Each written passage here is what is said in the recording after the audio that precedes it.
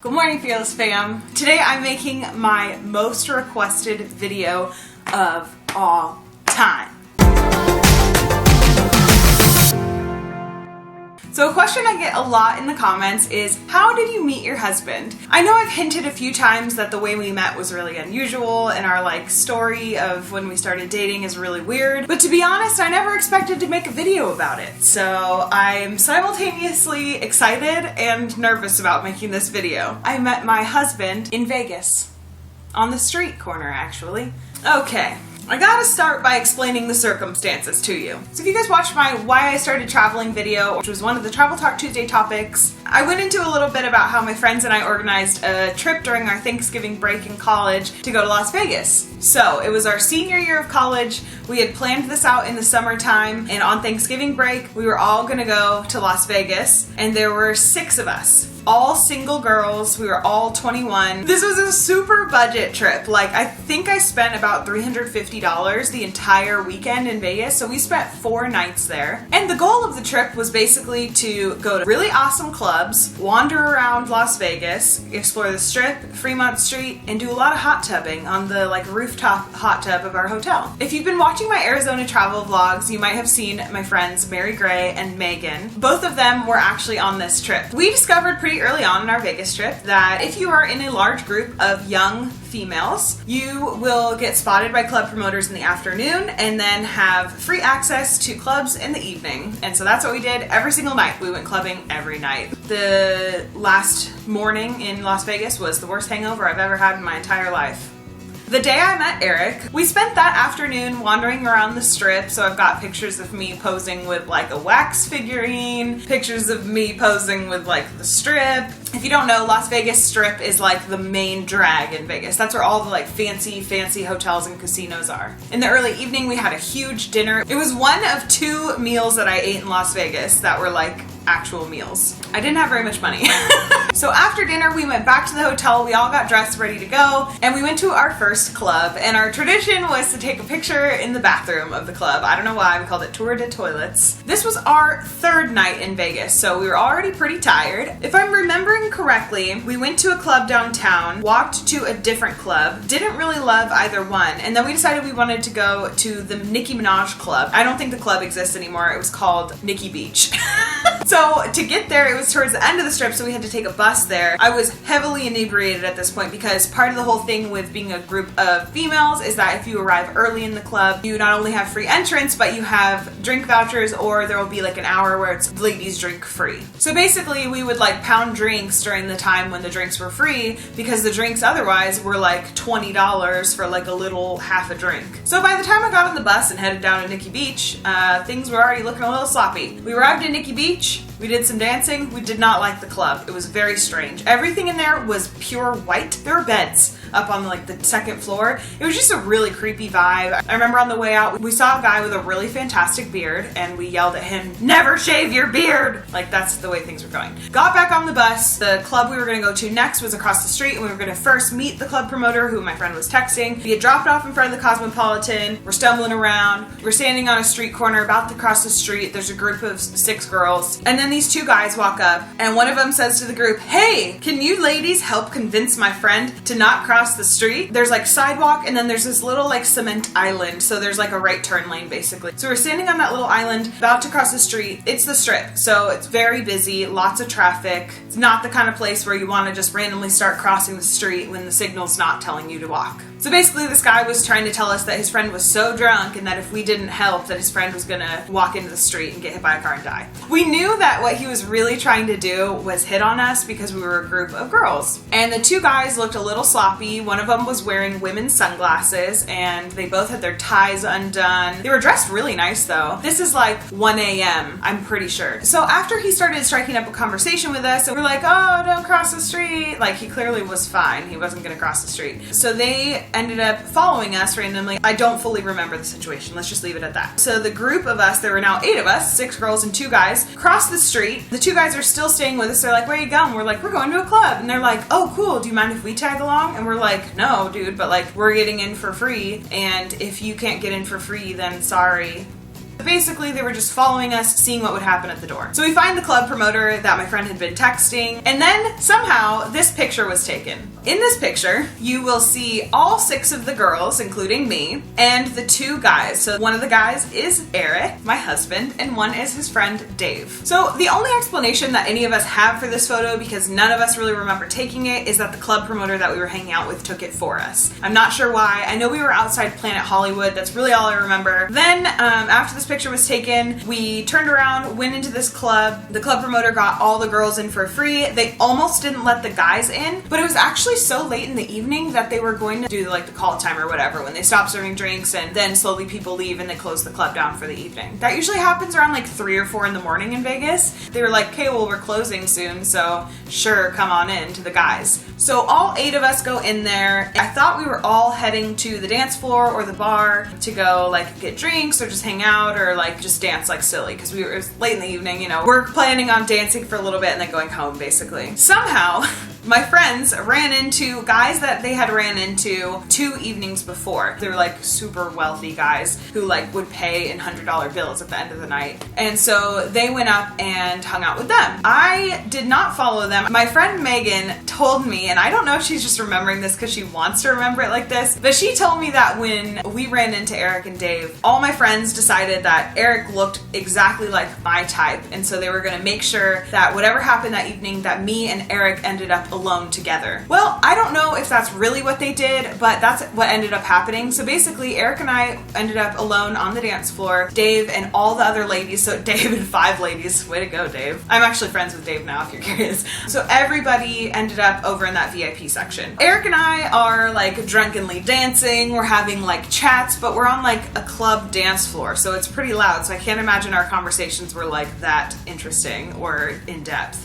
I remember we were dancing so stupid and so silly and crazy that he actually ended up accidentally knocking me flat on my ass while we were dancing, and he was like, oh my god, I'm so sorry, and I lost it laughing. I thought it was the funniest thing ever. After that, we ended up at the bar, and I was hoping the whole time, I was hoping that Eric would buy me a drink, but he never did. He actually ended up buying me a bottle of water. Very kind of him. Bottles of water in Las Vegas are not cheap, especially when you're buying it from a club bar. And then I don't remember how it happened, but somehow him and I ended up outside by ourselves and everybody else was still in the club. We were outside talking and stuff. Then most of my friends ended up going back to the hotel. But my friend Mary Gray and I, who at the time was my roommate, me, her, Dave, and Eric all decided to hang out. So the 4 of us spent like the entire evening together. I mean, and by evening, I mean like, you know, 4 a.m. onwards. It was the 4 of us hanging out and it was super fun. We exchanged numbers. We started texting. Him and his friends were actually headed out, going back to California, where he lived at the time. I don't think I said that. I was living in Oregon, he was in California. So they drove back to California that afternoon, and it was going to be our last night in Vegas. So the entire day, the entire night, I was texting Eric like the whole time. And I don't know why, but I just had this like goofy smile on my face, and I was super happy. And it was super weird because I had always been very picky with guys, and I never really got attached like really fast. But it was different with Eric, and I didn't know how to feel about it because we'd only spent like a matter of hours together, not even a whole day. And the circumstances that we met in were not like ideal for remembering details about somebody's life or who they are. So I was definitely skeptical of him, but I was weirdly attached at the same time. So we had our last night in Vegas. The next morning, headed out to the airport. That was really interesting, trying to get 6 hungover people all to the airport on time. I'm back in Oregon, Eric's back in California, we're still texting, and then one day he texts me and asks, can I call you? And up to this point, I had not even shared my last name with Eric. I didn't quite trust him yet. He was like, Lauren, and he was asking for my last name, and I was like, Vegas. That's pretty funny. God, what a bitch. Yeah. We end up chatting on the phone for a long time. This phone conversation was like hour and a half, something like that. It was ridiculous. It was like really long for like a first phone call. And I was at my friend's apartment, and these are like the same friends that went to Vegas, and they were like, whoa, Lauren, like what the heck is happening? You know, everybody's a little confused. I was confused. But for some reason, after that phone conversation, Eric and I both knew so much about each other. Like we had gone over who was in our family, what we wanted in our future, do we want kids? Like it was ridiculous the the things that we did talk about. Every single time I talked to Eric on the phone or texted him or anything like that, I liked him more and more. It just like, it grew. Nothing was stopping. But now we're getting into the part of the story where I'm going to give you guys some information that I've actually never told you before. I finally got like the green light on it, so we're good to go. During our first phone conversation, Eric, and actually it was the evening in Vegas, Eric told me that he was in the military. He was in the Navy and he was stationed out in California and he was about to be deployed, and that's why he went to Vegas with his friends, because it was like one last hurrah together before he got deployed for, how long was it? 6 months? It's supposed to be 6 months. It was supposed to be a 6-month deployment, so at the time we thought it was going to be 6 months. So in addition to asking for my phone number, he also asked for my email, and the whole thing was while he was going to be deployed, we were going to email back and forth. And I was excited by that idea because I had internet pen pals in different places, and it was exciting to me to have like another one on the list. I think it was somewhere like 9 or 10 days after we had met. Keep in mind, we'd only spent several hours together, but we were talking every day on the phone, texting constantly, and then he left on deployment. So this is December. He left for an around the world cruise, if you want to call it a cruise, on an aircraft carrier. And basically what that means when someone goes on a cruise around the world, they are essentially doing checks up in the Middle East. That's like the majority of what they're doing. Every 40 days or less, they hit port. And basically what that means is they have a few days in whatever place they're in to go explore. Other than this time, so when Eric had hit port and was in a foreign country, that was the only time him and I were able to have really long phone conversations, the only time we were able to text, and the only time we were able to be on Facebook or like Skype each other. Other than this time, all email. That's the only way that Eric and I could consistently talk to each other. The Skyping was the biggest thing. So basically every single time Eric hit port on his deployment, we Skyped. And it was like really exciting every time it happened. And I remember one of the first times he hit port, I think he was in like Bahrain. I was back in Anacortes with my family for Christmas break, and my dad's toast at our wedding, he actually brought this up. Before we Skyped, I like put on a cute outfit and I did my makeup and my hair and I took a shower, and my parents are like, where are you going? Are you going on a date? And I was like, no, I'm just Skyping Eric. And they were like, whoa, I've never seen you put this much time into a Skype call. And my dad says that's when he knew that Eric was different than the other guys. So I thought that was kind of funny. We sent hundreds of emails to each other. Hundreds. I still have all of them. I would love to one day print them out and just have them like in my hand and see how many there are. That would be pretty fun. So when your significant other, family member, whoever is deployed on an aircraft carrier, they are able to make phone calls to you, but it costs quite a bit of money and the calls are really bad. There was about a 2 or 3 second delay on every single thing that Eric said to me on the phone. I'm assuming me back at him too. So they were never good quality conversations, and so we would only talk for like 5 or 10 minutes. But I got so excited every time we got to talk on the phone. It was like a big event for me. So January, I was back at school. I had this huge test. In order to graduate as a rhetoric and media studies major, I had to pass this huge test. I road tripped down by myself, got back to the apartment that I shared with Mary Gray. I was there a week earlier than her, and the plan was to study for my comprehensive exams and work full-time at the college campus bookstore. And then I got horribly sick with like an awful flu, non-functioning, can't sleep, just, it was awful. And that's the time when Eric decided to tell me he loved me.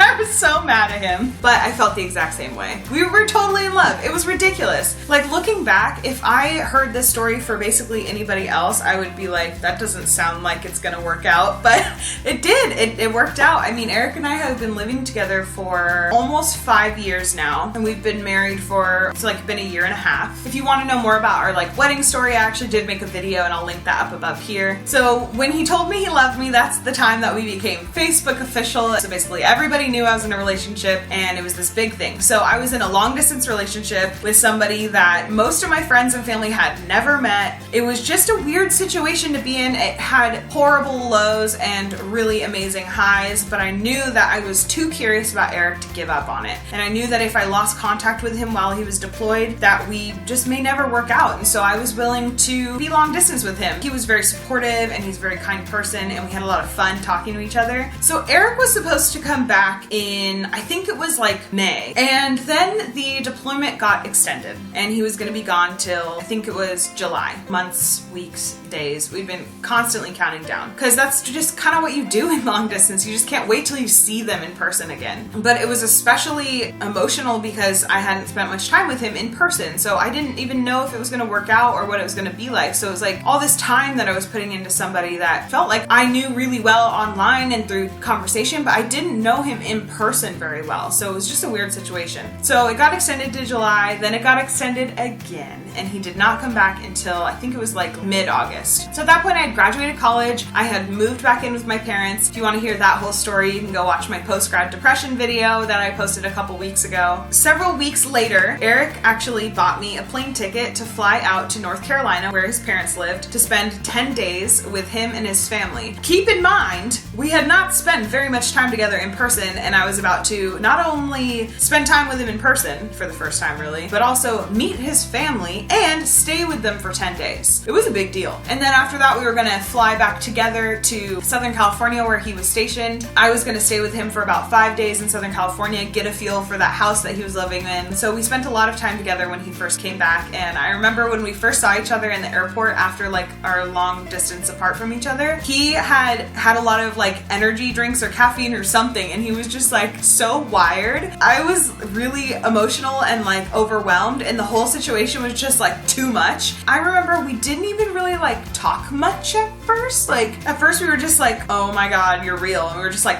touching each other's faces like, you're a human and this is real, and okay, this is gonna take a while to get used to. It was just a lot. It was a lot in one moment. Moving on, I had spent time with his family. I loved his family. His family, from what I could tell at the time, loved me. That was true in the end. I spent time with him in Southern California in his like janky house with the guys that he lived in. Actually, it was a really nice house, but the situation kind of sucked because it was like just too many people in one house with too many dynamics happening. It was just a lot. And one of the people who lived in the house was Dave. Dave, if you remember from the story, is the one who started talking to my group of friends in Las Vegas in the first place. So after that, a few weeks later, Eric came up and met my parents. So he stayed with us for, I think it was like a week that he spent in Anacortes. My family loved him. Everything was going great. So it was green light all the way. We had spent time together in person. Everything was feeling like just right. I had been working at a berry stand. I did not want to sell berries outside anymore. I wanted to go be with Eric. So I suddenly quit my job and moved in with Eric. And this was late September, I believe. I moved in with him, lived with him for a couple months, didn't have a job at the time, spent a lot of time on the beach, really pretty area. We were in Oxnard Shores, so we were like really close to the beach. It was really nice. That is the time when we went on that huge cross-country road trip. That was after he separated from the military. Then that following January, we moved to San Francisco together. So now I think the story is probably making sense to you. From there, we lived in San Francisco for 3 years. Then we moved to China for almost a year, and now we're back in the Bay Area in California. Several months before we went to China, we got married, and that's our story. It's a pretty crazy one. The craziest part of our story, for sure, is telling people that before I went long distance with Eric and was only able to communicate through emails while he was deployed, we had only spent several hours together before that whole situation went down. We got to know each other so well, and it was such a weird situation to be in because we were completely missing every single physical thing with the relationship, even just sitting next to the other person. We were constantly like trying to figure out new ways to talk to each other online. We did discover a website called Chatsy, and that was nice because we could log on to this chat room together and have instant conversations. It was still typing though, no voice, no face, nothing like that. So not ideal for forming a new relationship, but somehow it worked, and that's that. Now we're married. That is all for today, guys. I will see you tomorrow for Travel Talk Tuesday. Thanks for watching. Okay, bye.